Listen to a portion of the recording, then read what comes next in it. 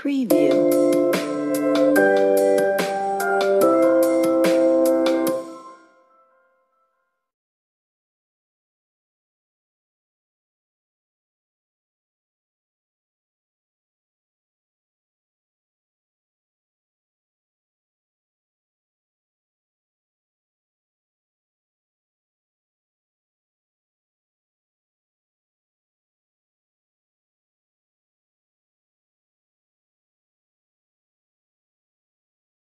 Malam. Malam, Pak. Ya, bisa diterima. Halo, selamat malam. Bisa, Pak, bisa. Puji Tuhan, Oh Pak. iya. Bisa dengar? Cuman nggak bisa masuk dari awal, ini baru ketemu linknya. Iya. Pak Rahas, Muslim apa Kristen, Pak? Iya kan sudah sebelumnya pernah dijelaskan Muslim. 20 tahun sebelumnya saya kan pernah belajar tentang Al-Quran. Oh begitu. Nah, dari apa yang saya pelajari ini kok semakin ragu. Begitu. Oh, haleluya. Iya. Cuman tentang Kristen saya masih belum. Artinya paham ya, Pak? Belum paham ya, sambil nguping-nguping kalau ada berita di sini nih dari Pak Yusuf dan Rektor ya. Karena itu ada nomor itu Pak, nomor WA kami. Bapak kalau kepengen belajar, pengen cari tahu lebih tentang siapa Tuhan Yesus, Bapak bisa hubungi nanti ya, supaya bisa bisa Bapak pemahamannya bisa lebih luas gitu. Ada yang Bapak mau sampaikan malam hari ini, silakan. Oh, dari tadi masalah apa Pak? Ini sebentar, cuman yang terakhir bisa masuk ini. Oh, tadi masalah itu kita lagi membahas tentang Kainama, Ustadz Kainama. Dia membombardir, menyesatkan, memutarbalikkan ayat-ayat Alkitab dengan ceramah-ceramah dia. Nah, ini yang kita luruskan supaya, karena apa yang diceramahkan itu didengarkan banyak orang, itu sangat membahayakan, menyesatkan orang lain. Seharusnya orang bisa selamat, tapi karena dengar keterangan-keterangan dusta kayak begini, akhirnya mereka nanti malah tidak selamat. Itu yang disayangkan. Oh iya. Ya. Bapak, ada handset nggak Pak? Kalau bisa pakai handset Pak. Ada handset nggak Pak Ras? Kenapa suaranya maksudnya? Oh, ya Bapak bisa dengar nggak? Iya, bisa dengar. Oh. Dan bagaimana suara saya maksudnya? Masuk suara saya bagaimana? Suaranya jelas Pak, suaranya jelas. Kalau bisa Pak, wajahnya menghadap ke kamera Pak, supaya kelihatan. Nah, mantap. Haleluya, puji Tuhan.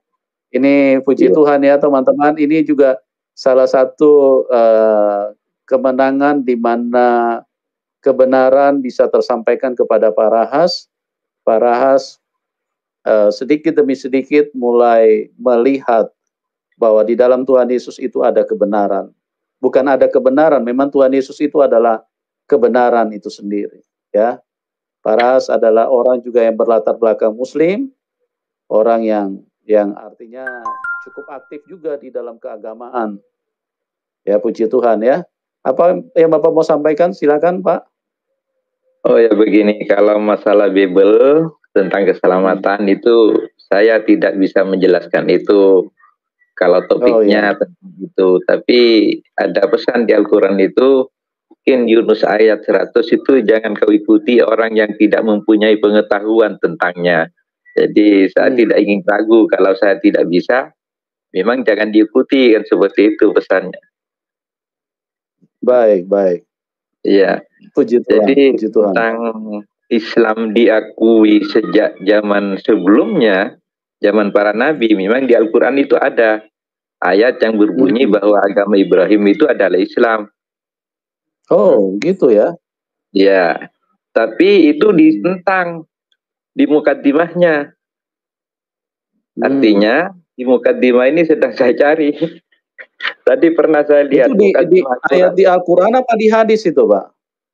Di Al-Quran pernah saya temui itu ya, pernah saya temui itu ya. Ibrahim itu Islam, pernah saya temui itu di ayat Al-Quran. Cuman Saya tidak begitu menghiraukan tentang itu karena saya tidak getol seperti dulu. Karena dulu saya tidak ada teman, hanya pelajari sendiri, teriak-teriak sendiri gitu. Sekarang mumpung ada temannya, ya buka-buka lagi, maksudnya seperti itu. Baik. Di Mukaddimah itu, ya, di Mukaddimah itu justru tidak seperti itu. Di Mukaddimah ini sedang saya cari, masih ada kalimat seperti ini, cuman persisnya masih saya cari. Hanya garis besar seperti ini. Halo? Iya Pak ya. Ya. Sejak Islam itu ada, nah berarti kan sejak Nabi Muhammad. Dan menjelaskan tentang Muhammad di Mukaddimah.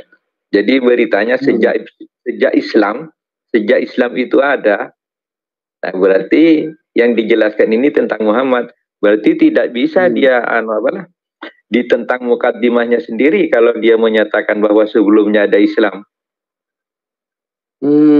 Ya. Paham. Kan seperti itu, Pak ya. Ini ada di Mukaddimah pernah saya baca. Sejak Islam maksudnya begitu bacaannya. Nanti kalau sudah ketemu atau saya bisa masuk lagi, itu akan saya tunjukkan halamannya sekaligus dengan halamannya dan kata-katanya. Nah, tentang yang lain, ya tentang yang lain kalau bisa, ini usul saya. Ini usul saya, banyak pengaruhnya dari diskusi yang semacam ini. Hanya kita harus punya tujuan, artinya puja badah, maksud saya seperti itu. Baik. Nah, ya, kalau memang disetujui oleh semua anggota, itu kita bentuklah wadah atau organisasi yang punya domisili, Pak. Artinya buat organisasi besar khusus tentang misalnya perbandingan agama, sekaligus dengan museum-museumnya di sana, sekalipun hanya duplikatnya. Seperti Pak Bambang itu katanya punya duplikat yang dari Timur Tengah, ada ada di kediaman beliau, tapi kan tidak secara umum itu, Pak. Tapi saya punya rencana mereka yang digembor-gemborkan sekarang itu kan tahfidz, Pak. Tahfidz. Sedangkan tahfidz itu diiming-imingi kalau ada yang tahfidz Quran sampai 30 juz itu bisa membawa keluarganya sampai 10 orang. Makanya berlomba sekarang. Jadi iming-iming yang seperti itu kan sekalipun tidak tertera di Al-Quran, tapi kan sudah diumumkan bagi orang awam, Pak. Oh gitu. Iya, dan di daerah saya tuh banyak yang karena seperti itu. Jadi tahfidz sekarang semarak. Padahal sudah saya jelaskan sebelumnya bahwa neraka itu yang di surat Al-A'raf itu 179 disediakan bagi orang yang tidak memahami, kan seperti itu. Al-Quran disediakan bagi jin dan manusia dan orang yang tidak memahami Al-Quran. Nah itu, itu tidak dipahami. Al-Quran sendiri itu tidak dipahami. Dan dai-dai sekarang dan para ustadz, ini maaf ya, yang dibahas kan hanya masalah sekunder, Pak. Punya 2 ayat tampil di podium, ajakannya seperti ini. Dia tidak pernah memahami Al-Quran itu sendiri. Benar tanda. Mulai dari mukaddimahnya, penyusunannya, menulis batu, bagaimana caranya menulis, dia kan tidak pernah membahas itu. Masuk akal enggak semua apa yang ditertera? Belum lagi penyimpangannya ayat yang satu dengan ayat yang lain. Itu saya temukan tadi di Emin Reket itu tuh pernah ditemukan. Oh ini sama dengan yang saya bilang gitu. Saya bangga karena ada yang mengungkap sudah di sana. Oh, padahal sebelumnya saya temukan itu. Jadi kalau disetujui, maksud saya mari kita jumpa bersama, kita bahas apa yang akan kita tuju untuk akan datang. Artinya fungsinya itu bukan hanya untuk kepada satu agama, Pak. Kepada agama lain juga dipersilahkan, tinggal menyediakan tempat ini khusus untuk museum Kristen, ini untuk museum Islam, ini untuk museum apa? Museum Buddha, museum Hindu. Tapi jadi kayaknya ini Pak Rahas, kayaknya usulan Bapak ini agak sulit ya kalau bisa direalisasikan karena